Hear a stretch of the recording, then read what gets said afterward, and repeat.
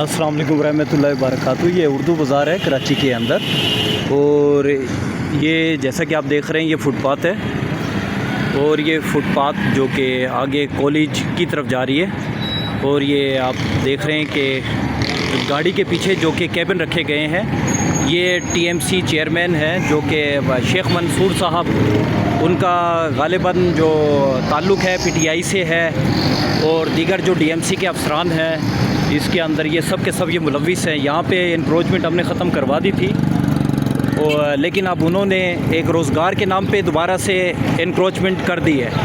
पहले ये जो कैबिन वगैरह, ये नीचे जो बुक्स वाले बैठे हुए हैं, तो ये दूसरों को बता देते थे। अब ये अपना 4 से 5 लाख रुपए में सेल करेंगे, और सेल करने के बाद फिर उस मंथली भी लेंगे, या जो भी लेंगे, जो भी बैठा था या बैठना चाहता है वो सब गैर कानूनी है। और फुटपाथ जो कि चलने का रास्ता है, ये पढ़े लिखे लोग खिलाते हैं, और इनकी हरकतें देखो।